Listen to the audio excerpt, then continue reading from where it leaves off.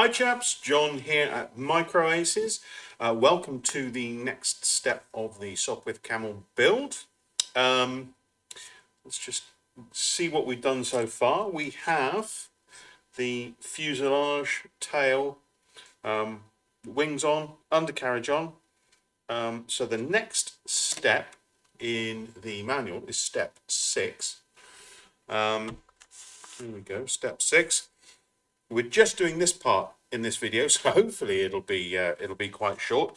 And the assembly here is basically the main body of the Vickers machine guns on the Camel itself, which forms part of the Camel's hump, and therefore its nickname of the Camel. So let's get the parts that we need for that. I'll just put this to one side.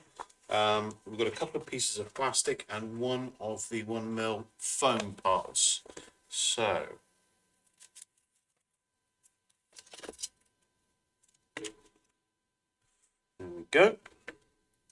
So we are looking at 2 P11s. Now, these are relatively odd shaped parts, but they go together, they basically fold to make a decent representation of the main body of the machine gun. We've got some scores there. Let's just check whether our scores they're a little bit underdone, so I'm going to actually use the blade. Just notice, actually, if you turn these over, especially if you're building on a dark coloured board like this, they're slightly lighter underneath, so you can see if you've got any bits left from cutting them off the sprues. So anyway, right, so that should fold down nicely. Yeah, that's quite a short score. What you find is when you're laser cutting stuff, as you have two settings on the laser itself. For the pass, you have a starting power and a main power. Because the laser head obviously accelerates very quickly, but accelerates. What you try to do is ramp the power up during that acceleration, so that you don't get a burn or a cut through right at the beginning that then tails off, and then as the laser head slows down again at the end of the cut or the score, it obviously depowers again to a particular point. So there's a bit of a black art in working all of this out. It's, you tend to, when you're doing a bunch of cuts, you'll do a few test cuts beforehand to work out what's best for the conditions. So, and what you find is on shorter cuts, because the laser doesn't get up to speed, then obviously the cuts are usually just a little bit deeper on the short cuts. So that folds nicely, but these long cuts just need to be given an extra helping hand. So just running the blade down each one. They're deep enough that the blade should find its way along the score. If you find that it's veering off, obviously you could always use a ruler as a guide.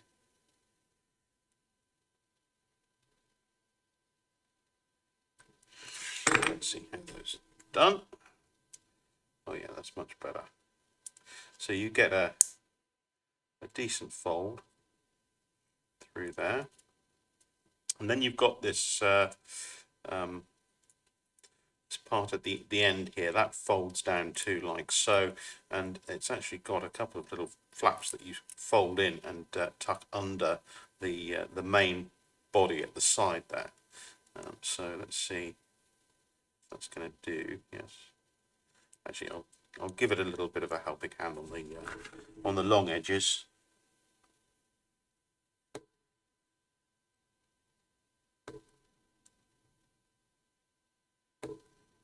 Now these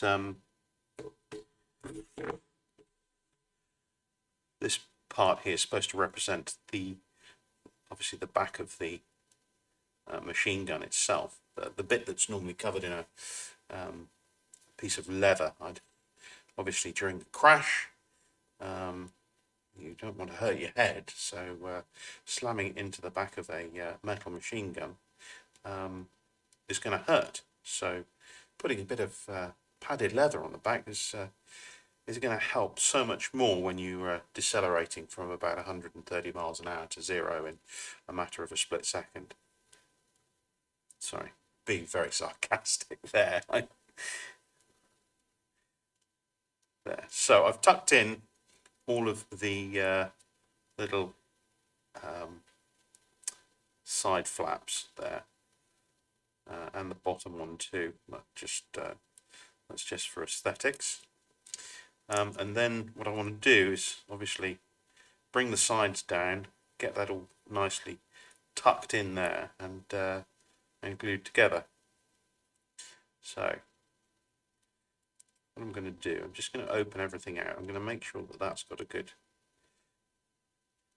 ability to fold and tuck under. I don't want it resisting the glue. Tucked under too, and then just add a little yoo-hoo to the areas that are going to come into contact.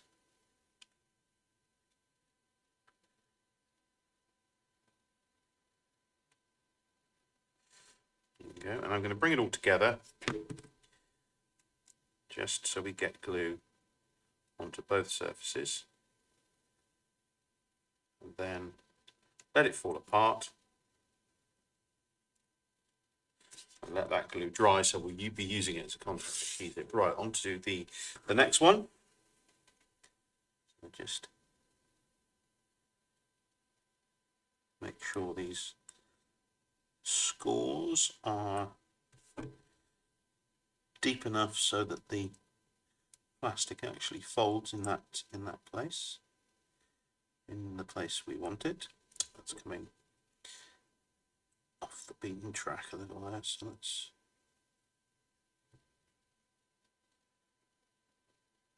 okay, that's better.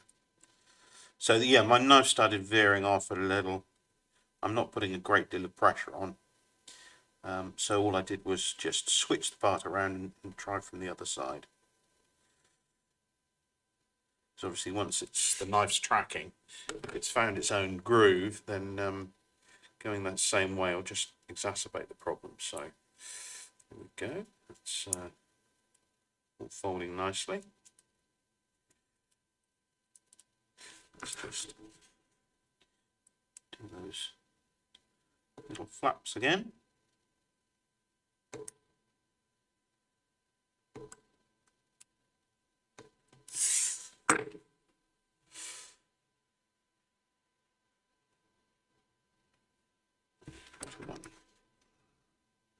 Needs a little attention too.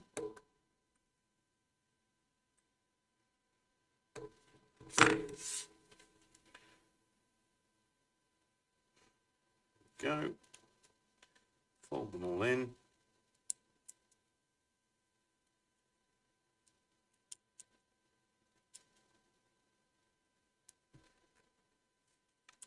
I'm just flexing them all, as I said before, so that nothing particularly resists the gluing process. So, okay, it's a bit that goes on behind the barrel, that's folded down fine. So let's just add our little bit of yoo-hoo. Great big blob of it. Okay. One of the problems with trying to put very small bits of yoo-hoo onto these small parts is that the nozzle on the yoo-hoo port is quite large, really, relative to the part size. And one of our customers has actually taken, one customer who actually hates Yoo-hoo, really doesn't like using it at all, and I can see why. He actually puts a syringe tip onto the Yoo-hoo nozzle, which actually apparently works very well. I haven't tried it yet. I should do. My wife's a nurse, so I'm sure there'll be the odd syringe line. No, she wouldn't do that. She wouldn't take that from work. But, maybe I could get hold of some and try it myself. And apparently, what you do is you just leave the nozzle on the syringe tip on there, and the glue flows when you need it to. Because it's such a thin exit point, you don't get too much in the way of glue drying. So yeah, that's something that you can contemplate doing. I must give it a go myself. So anyway, right, let's bring everything together here. Let's firstly fold these sides in so they're not resisting too badly, and then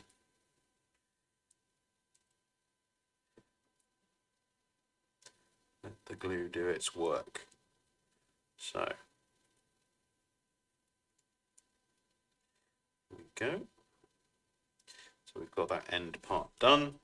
I'm not too worried about this end at the moment, because that really shapes or gets held in position once it's sitting on the fuselage.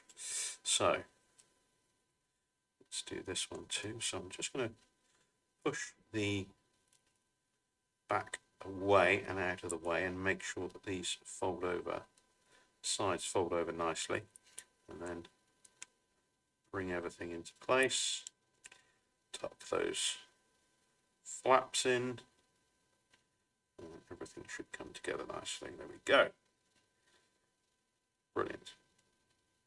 So once those two parts are made, you can then look at where they go on the fuselage itself. So you should remember when we were putting the fuselage together, we actually opened up some slots at on the top of the frame, and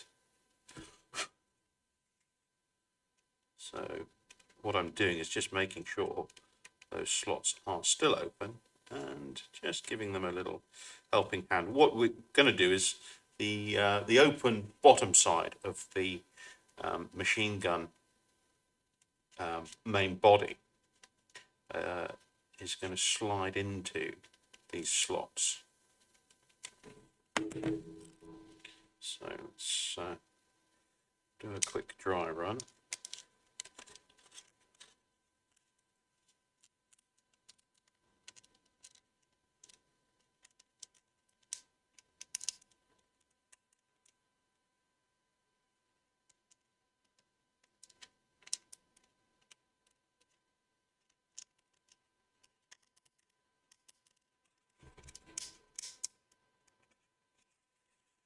There we go.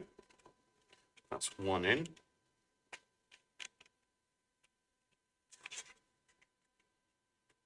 I think, you can stay where it is. I don't think that's ever going to come out.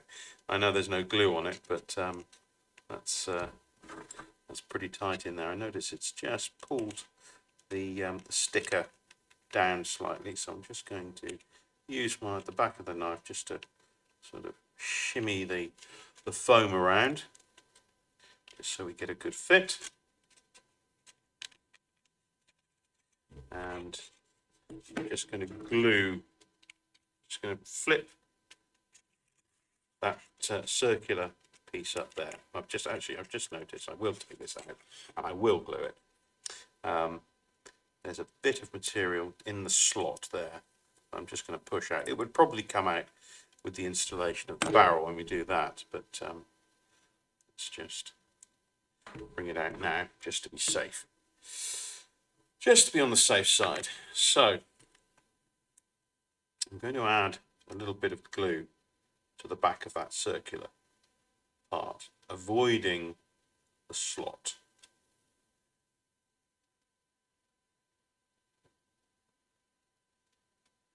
Okay, just add little glue to the areas that are going to slot into the foam airframe.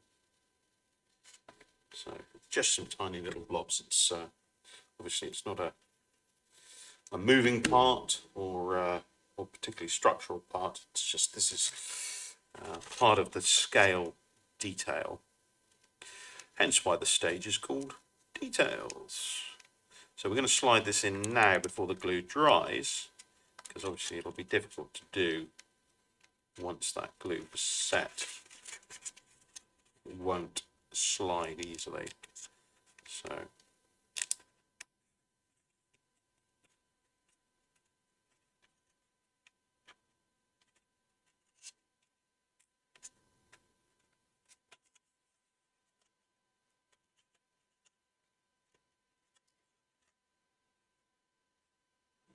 there we go, there's one.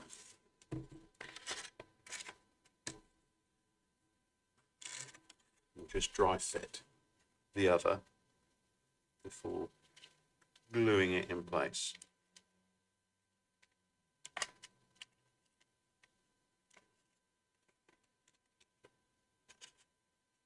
Okay, good.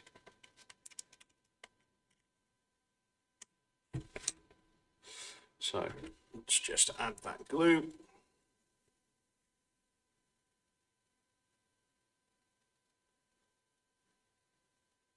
It's quite warm today, so the glue is leaping out of the tube. So that's why I'm holding it as vertically as possible.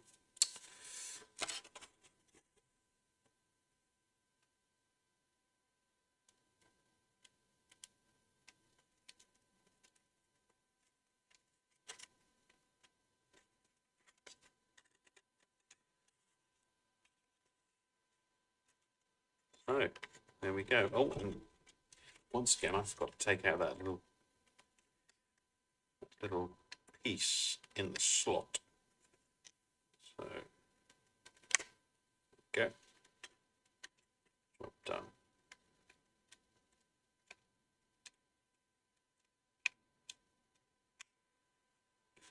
So these should be fairly flush with the top of the deck there. And the last stage that we have is to add just a little bit of decking, forward decking, a W10. Now this is just a simple printed rectangle, but it has a slot, and that slot goes towards the back. Oh, it's not actually shown on the instructions, but there we go. So that should sit between the two machine guns, like so. Now it seems like quite a tight fit, but it should actually just sit between the two, like so.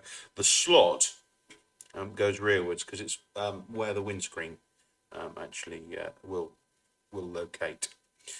So we'll just make sure the slot is at the back there. So let's just remove that. We'll add a little bit of pour,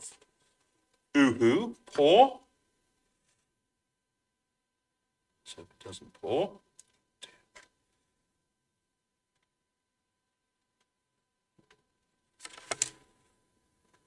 Such terrible wit. Anyway, I just noticed there's a little bit of a tag there left from me cutting it off. I'm just going to sand the edges at a little bit of an angle, just to make it the installation a little easier, and then we can put that in place.